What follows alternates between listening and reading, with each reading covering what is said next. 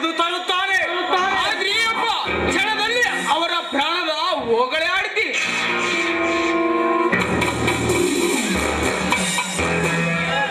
ಇಲ್ಲೋಡ್ರಿ ಜನರ, ನಮ್ಮ ಕಾರ್ಯ ಸಾಧಿಸಬೇಕಾದ್ರ ನಿಮ್ಮ ಅಧಿಕಾರದ ಅರ್ಧಕ್ಕೂ ಆ ಕಾಶಿರಾಮನಿಗೆ ಕೊಟ್ಟು ಬಿಡ್ರಿ. ಮುಂದೆ ನೋಡಿರಂದ ನನ್ನ ಪ್ಲಾನಿನ ಮರ್ಮ ಅವಾಗ ಶುರುವಾಗುತ್ತೈತೆ ನೋಡು ನನ್ನಿಂದ ಕರ್ಮ ಕರ್ಮ. ಅಧಿಕಾರ ಅಧಿಕಾರವೆಂಬ ಅಹಂಕಾರದ ಪಟ್ಟಕ್ಕೆ ಗಟ್ಟಿಯಾಗಿ ತನ್ನ ಘಟವನ್ನೇ ಕಳೆದುಕೊಳ್ಳುತ್ತಿರುವ ರಾಜವರ್ಮ ಇಂದು ನಿನ್ನ ಪ್ರಾಣ ಪಕ್ಷಿ ಹಾರಿ ಗಗನಕ್ಕೆ ಚುಂಬಿಸುವುದು. ಪ್ರಕಾಶದಿಂಗತದಲ್ಲಿ ನಿನ್ನ ಮಗನೇ ನನ್ನ ಮಿಲ್ ಮ್ಯಾನೇಜರ್ ಆಗುವುದು. ಅದು ಹೇಗೆ ಗೊತ್ತಾ? ಅದು ನಿನ್ನ ಸ್ಮರಣಾರ್ಥಕವಾಗಿ.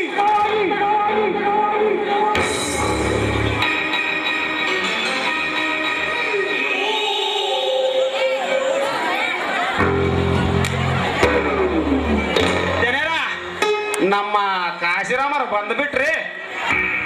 Welcome mister Kashiram, welcome welcome. Please sit down. ಇರ್ಲಿ ಇರ್ಲಿ, ಇದೆಲ್ಲ ನಮ್ಮ ಮನೆಯಲ್ಲವೇ? ಸಂತೋಷ. ಮಿಸ್ಟರ್ ಕಾಶಿರಾಮ್, ನಿಮ್ಮ ತಂದೆಯವರು ನಮಗೆ ತುಂಬಾ ಬೇಕಾದವರು. ಅವರು ನಿಮ್ಮನ್ನು ನಮ್ಮ ಮಿಲ್ ಮ್ಯಾನೇಜರ್ ಮಾಡಿಕೊಳ್ಳಿ ಅಂತ ಬಹಳ ಹೇಳ್ತಾ ಇದ್ದಾರೆ. ಅದಕ್ಕೆ ನಿಮ್ಮ ಒಪ್ಪಿಗಿದೆ ಸರ್. ನನಗೆ ಈಗಾಗಲೇ ನಿಮ್ಮ ಮಿಲ್ ಮ್ಯಾನೇಜರ್ ಅಂತ ನನ್ನ ಫ್ರೆಂಡ್ಸ್ಗೆಲ್ಲ ಹೇಳಿ ಪಾರ್ಟಿ ಕೊಟ್ಟು ಬಿಟ್ಟಿದ್ದೇನೆ. ಅದಕ್ಕಿಂತ ಮೊದಲು ನನ್ನ ತಂದೆಗೆ ಅವರ ಆಶೀರ್ವಾದ ಪಡೆದು ಎಲ್ಲರ ಸರ್ಟಿಫಿಕೇಟ್ಗಳು ತಂದಿದ್ದೇನೆ. ತೆಗೆದುಕೊಳ್ಬಿಡಿ.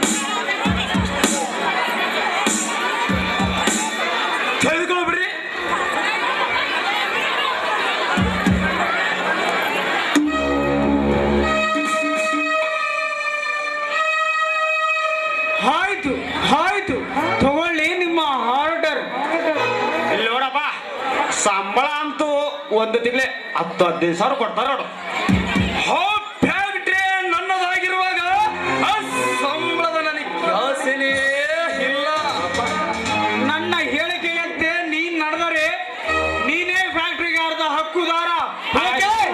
Okay sir. ಅಷ್ಟೇ ಅಲ್ಲ ನೋಡ್ರಿ, ಈ ನಗರದ ಆಡಳಿತನು ಅರ್ಧ ನಿನ್ನ ಕೈಗೆ ಸಿಗುತ್ತಾ ಇದೆ ನೋಡ.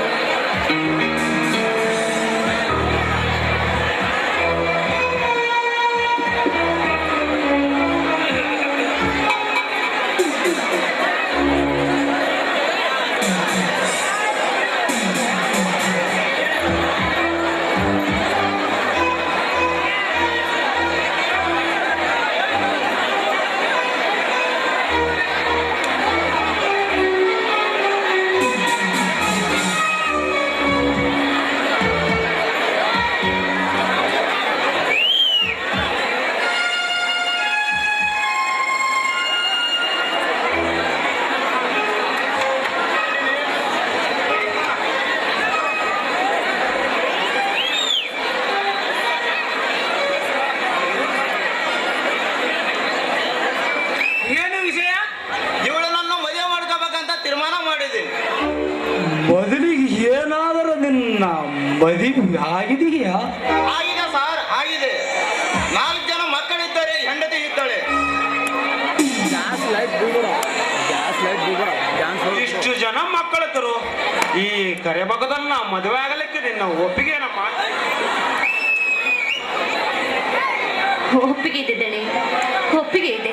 ಏಕೆಂದರೆ ಇವರನ್ನೇ ಮದುವೆ ಆಗು ಎಂದು ನಮ್ಮ ತಂದೆಯವರು ಒತ್ತಾಯದಿಂದ ಹೇಳುತ್ತಿದ್ದಾರೆ. 2 ಹೆಣ್ಣರನ್ನು ಸರಿಯಾಗಿ ನೋಡಿಕೊಳ್ಳುವ ಯೋಗ್ಯತೆ ನಿನಗೆ ಇದೆ ಅಲ್ಲೇ?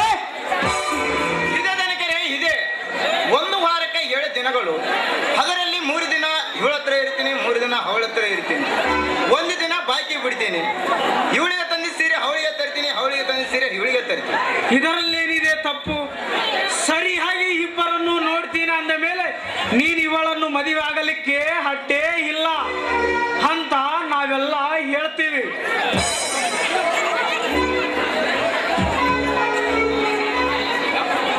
ನಿಲ್ಲಿಸಿ, ಯಾವನವನು ಈ 2ನೇ ಮದುವೆಗೆ ಅವಕಾಶ ಕೊಡುವ ತಿರುಗೇಡಿ. ಈ 2ನೇ ಸಂಬಂಧ ಮದುವೆಗೆ ನಾನು ಅವಕಾಶ ಕೊಡುವುದೇ ಇಲ್ಲ. ಇದೇ ನಾ ಕೊಡುವ ನಿಮ್ಮ ತೀರ್ಪಿಗೆ ಪ್ರತಿ ತೀರ್ಪು. ಲೇ ಶಿವರಾಮ್, ನಾನು ಕೊಟ್ಟ ತೀರ್ಪಿಗೆ ಅವಮಾನ ಮಾಡ್ತೇನಲ್ಲೇ ನಲಾಯಿಕ? ನೀವು ಕೊಡುವ ತೀರ್ಪು ಇದೊಂದೇ ಏಕೆ? ಇಂಥ ಗುಂಡಗಳ ಮಾತು ಕೇಳಿ ಹೇಳುವ ನಿಮ್ಮ ಸಾವಿರ ತೀರ್ಪಿಗೆ ನಾನೀಗೆ ಉತ್ತರ ಕೊಡುತ್ತೀನಿ. ಏನು ಬಲರಾಮ ಅಣ್ಣ ಅಂತ ನಿನಗೆ ಸಣ್ಣ ಮಾತಲ್ಲಿ ಹೇಳ್ತೀನಿ. ಈ ಅರುಣ ಈ ಮದುವೆಯ ಆಟ ಹೇಗೆ ಉಡ್ತೇನೆ ಗೊತ್ತಾ ನಿಮಗೆ? ಇಲ್ಲ, ಇವನು ಕಟ್ಟಿಕೊಂಡ ಹೆಂಡತಿಯನ್ನು 4 ಜನ ಮಕ್ಕಳೊಂದಿಗೆ ಕುಡಿದು ಒಡೆದು 20,000 ಹಣ ಈ ಹುಡುಗಿಯ ತಂದೆಗೆ ಲಂಚ ಕೊಟ್ಟು ಬಲವಂತವಾಗಿ ಮದುವೆ ಆಗುತ್ತಿದ್ದಾನೆ. ಅದು ಅವನಿಷ್ಟ, ಅದನ್ನು ಹೇಳಲು ನೀನ್ಯಾವನು? ಬಾಯಿ ಮುಚ್ಚೋ ದುಷ್ಟ! ಅಣ್ಣ ಅಂತ ನಿನಗೆ ಮರ್ಯಾದೆಯಿಂದ ಹೇಳಿದರೆ ನಿನಗೆ ಮರ್ಯಾದೆ ಇಲ್ಲ ಅಂತ ಕಾಣುತ್ತಿದೆ. ಮೊದಲ ಹೆಂಡತಿ ಒಪ್ಪಿಗೆ ಇಲ್ಲದೆ ಇನ್ನೊಂದು ಮದುವೆ ಅನ್ನೋದು ಕಾನೂನಿಗೆ ವಿರುದ್ಧ. ಮಾಡಿಕೊಂಡ ಮಡದಿ 7 ವರ್ಷವನ್ನು ಬಿಟ್ಟು ನಾಂಪತ್ತೆ ಆಗಿರಬೇಕು. ಇಲ್ಲ, ಮದುವೆ ಆದ ತಕ್ಷಣ ಅವಳು ತೀರಿಕೊಂಡು ಇರಬೇಕು. ಹೀಗಿದ್ದರೆ ಇವನು ಕುಡಿದು ಒಡೆದು 4 ಜನ ಮಕ್ಕಳಿದ್ದ ಮಡದಿಯನ್ನು ಕೈ ಬಿಟ್ಟು ಈ ನಾರಿಯನ್ನು ಮದುವೆ ಆದರೆ ಇವನಿಗೆ ಸರ್ಕಾರ 7 ವರ್ಷ ಶಿಕ್ಷೆ ಹಾಗೂ ದಂಡ ಕಟ್ತಾ ಇದೆ. ಇಂಥದ್ರಲ್ಲಿ ನೀವೆಲ್ಲರೂ ಇವನಿಗೆ ಸಪೋರ್ಟ್ ಆಗಿ ನಿಂತು ಮದುವೆ ಮಾಡಿದರೆ ನಾನೇ ನಿಮ್ಮನ್ನ ಕೋಟಿಗಟ್ಟೆ ಎತ್ತಿಸಬೇಕಾಗುತ್ತೆ. ಎಚ್ಚರ! ಶಿವರಾಮ್, ಮಾಡಿಕೊಳ್ಳ ಹುಡುಗಿ ಒಪ್ಪಿಗಿದ್ದರೆ ನಿನ್ನದು ಏನೈತಿ ಇದರಲ್ಲಿ? ಸರಿಯಾಗಿ ನಿನ್ನ ಚರಿತ್ರೆ ಹೇಳಮ್ಮ. ಈ ದಲಿತನಿಗೆ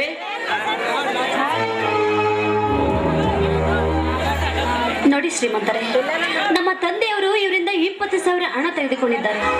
ಅದಕ್ಕೋಸ್ಕರ ಒತ್ತಾಯದಿಂದ ನನ್ನನ್ನು ಮದುವೆ ಮಾಡಲು ಒಪ್ಪಿಸುತ್ತಿದ್ದಾರೆ. ಇದಕ್ಕೆ ನೀವೆಲ್ಲರೂ ಸೇರಿ ನನಗೊಂದು ದಾರಿ ತೋರಬೇಕು. ಸಾಕು ಬೇಕು.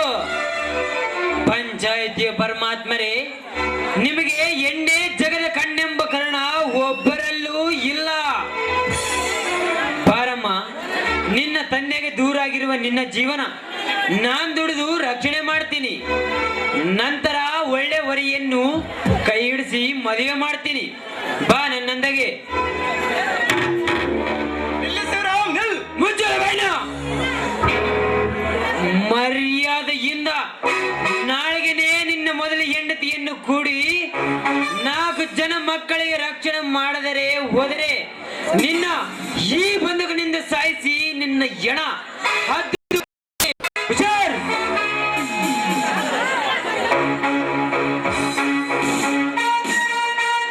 ಯಾಕ್ರಿ ಜನರ, ನೀವು ಸಾಕಿದ ಕುನ್ನಿ ನಿಮ್ಮ ಕಣ್ಣಿಗೆ ಕಾರಿ ಮುಳು ಸುಚ್ಚುವುದೇ?